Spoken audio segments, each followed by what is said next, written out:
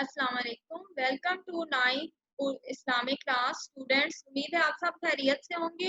आज हम दरसल अव्वल जीन की मशक करेंगे। अपनी नोटबुक्स निकालें, पेज रेडी करें, डेट लगाएं, यूनिट का नेम लिखें दरसल अव्वल जीन। सवाल नंबर 1 लिखें, शरुल दवाब से क्या मुराद है?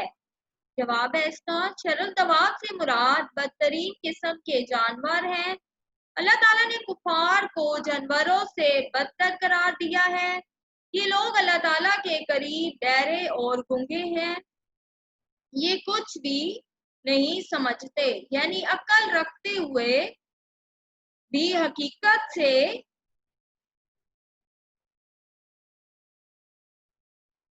हकीकत को कबूल नहीं करते। अल्लाह ताला ने इंसान को ये सलाहियत दी है कि वो हक व बातिल में फर्क कर सके। अपनी सलाहियतों को बरूएकार लाने वाले लोग गुमराही में मुब्तला हो जाते हैं।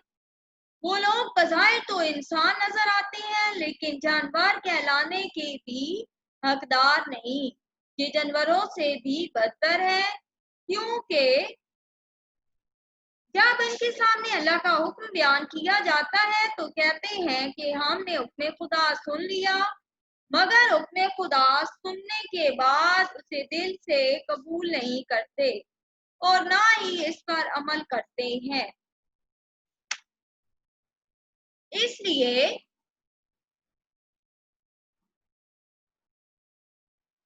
अल्लाह ताला ने इन्हें बदतरीन जानवर कहा है। सवाल नंबर 2 लिखें, इन आयात में खयानत से क्या मुराद है? सूरह अनफाल की इन आयात में 2 तरह की खयानतों का जिक्र किया गया है।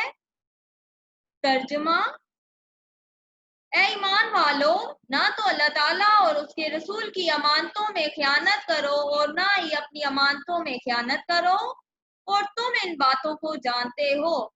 इस आयत मुबारका में मुसलमानों को हुक्म दिया जा रहा है कि अल्लाह ताला और उसके रसूल की अमानत में खयानत ना करो। अल्लाह ताला की अमानत में खयानत ये है कि इंसान उसके हुक्म की खिलाफ वर्जी करे, यानी जब जिन बातों से अल्लाह ताला ने मना फरमाया है उनको बजा लाए। और रसूल खुदा की अमानत में खयानत ये है कि आप सल्लल्लाहु अलैहि वसल्लम की सुन्नत का इल्म होने के बावजूद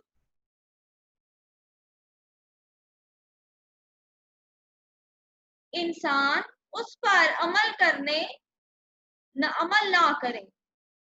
अपनी अमानतों में खयानत ये है कि अगर कोई शख्स हमें कोई चीज अमानत के तौर पर दे और इसमें कमी करके वापस की जाए, या किसी की कोई चीज बगैर पूछे इस्तेमाल की जाए, तो ये खयानत है। जो शख्स अल्लाह ताला और उसके रसूल पर ईमान रखते हुए इनके अहकामात पर अमल नहीं करता या उनकी खिलाफ वर्जी करता है, तो ये अमानत में खयानत होगी। आगे बच्चा, सवाल नंबर 3, इबारात का मफहूम।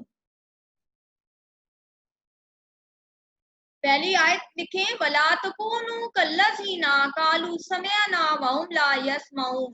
तर्जुमा है, और उन लोगों जैसे ना हो जाना जो कहते हैं कि हमने हुक्म खुदा सुन लिया मगर हकीकत में नहीं सुनते। मफहूम लिखें, आयत करीमा में मुसलमानों को मुनाफिकीन का तर्ज अमल इख्तियार ना करने का हुक्म दिया जा रहा है। अतातुल्लाह और अतात रसूल इस्लामी अकायद की बुनियाद है। अतातुल्लाह से मुराद कुरान के अहकामात पर अमल करना है और अतात रसूल से मुराद आपकी सुन्नत पर अमल करना है। इसके बरअक्स मुनाफिकीन का ये तर्ज अमल होता था कि जब रसूल पाक सल्लल्लाहु अलैहि वसल्लम कोई हुक्म या आयत सुनाते तो वो फौरन कहते कि हमने सुन लिया, मगर वो इन अहकामात को ना ही दिल से कबूल करते थे और ना ही उस पर अमल करते थे। जबकि अल ईमान का तर्ज अमल ये होता है कि जब अल्लाह और उसका रसूल किसी काम के करने का हुक्म देते तो वो फौरन बजा लाते थे। اور جس سے منع فرماتے تھے اس کام سے رک جاتے تھے۔ اس آیت مبارکہ میں مسلمانوں کو اس طرز عمل سے باز رہنے کی تاکید کی گئی ہے۔ اب بچوں تو اس کا یہاں پہ بک پہ دیکھیں، جو اس کا پارٹ بے ہے ان شر الدواب عند اللہ الصم البکم الذین لا یعقلون، اس کا مفہوم سوال نمبر 1 کا جواب ہے، جو آپ نے شر الدواب والا سوال لکھا ہے۔ تو اب آپ دین والی آیت لکھیں، وَاعْلَمُوا أَنَّ اللَّهَ يَحُولُ بَيْنَ الْمَرْءِ وَقَلْبِهِ، تو اس کا ترجمہ ہے اور جان رکھو کہ خدا آدمی اور اس کے دل کے درمیان حائل ہو جاتا ہے۔ مفہوم لکھیں، اللہ تعالیٰ جاننے اور دیکھنے والا ہے، وہ دلوں کے بھید بھی جانتا ہے۔ انسان کے دل اور عمل کی صلاحیت پر ہر وقت اللہ تعالیٰ کے تصرف میں ہے۔ انسان کا دل جب وہ کسی بندے کو برائیوں سے پاک کرنا چاہتا ہے تو وہ اس کے دل اور برائیوں کے درمیان حائل ہو جاتا ہے، اور جب بدبختی کسی کا مقدر بن جائے تو اللہ تعالیٰ اس کے دل اور نیک کاموں کے درمیان حائل ہو جاتا ہے۔ پھر انسان جتنا بھی چاہے وہ اللہ تعالیٰ سے نیت اور کوئی بات چھپانے میں کامیاب نہیں ہو سکتا، کیونکہ وہ تو دلوں کے حال بھی جانتا ہے۔ اب دال پہ آئیں، دال لکھیں، آیت لکھیں،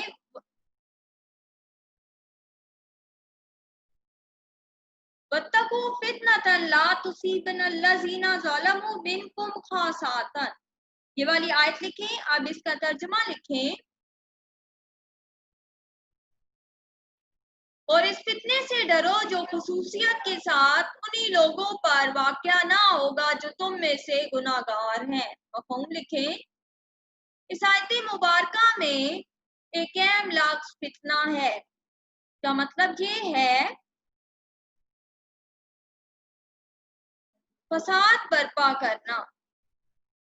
جب کسی معاشرے میں برائیوں کی کثرت ہو جائے، لوگ اللہ اور اس کے رسول کے احکامات کو پس پشت ڈال دیں، نافرمانیوں کو روکنے والا اور نیکی کا حکم دینے والا کوئی نہ ہو، تو ایسی قوم فتنے سے دوچار ہوتی ہے۔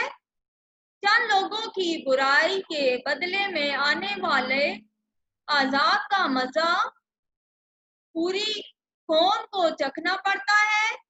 اسی طرح اگر اللہ تعالیٰ کی طرف سے جہاد کا حکم آ جائے اور قوم کو اس پر اعتراض ہو تو ایسی صورت میں کفار کا غلبہ یقینی ہو جاتا ہے اور بے گناہ مسلمانوں کے قتل و غارت کے امکانات بڑھ جاتے ہیں۔ یوں پوری قوم فتنے سے دوچار ہو جاتی ہے۔ اگلا لکھیں، اگلی آیت ہے ہمارے پاس، وَاعْلَمُوا أَنَّ اللَّهَ أَمْوَالَكُمْ وَأَوْلَادَكُمْ فِتْنَةً وَأَنَّ اللَّهَ عِندَهُ أَجْرٌ عَظِيمٌ، ترجمہ لکھیں اس کا، اور جان رکھو کہ تمہارا مال اور اولاد بڑی آزمائش ہے، اور یہ کہ خدا کے پاس نیکیوں کا بڑا ثواب ہے۔ مفہوم لکھیں، مال اور اولاد دنیا کی سب سے بڑی آزمائش ہے۔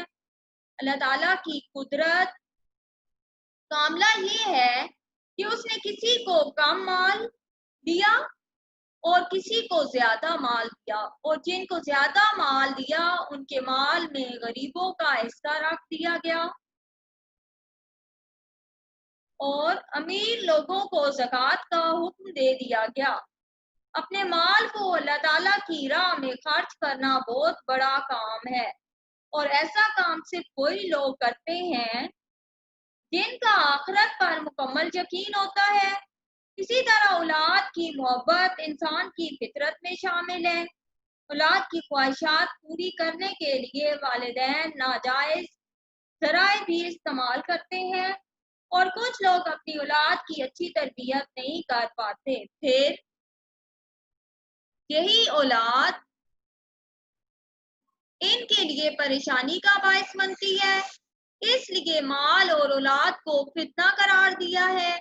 جو لوگ اپنی زندگی میں اللہ تعالیٰ کے احکامات کا خیال رکھتے ہیں اور حلال و حرام میں فرق کرتے ہیں، اللہ نے انہیں بہت اجر و ثواب دینے کا وعدہ فرمایا ہے۔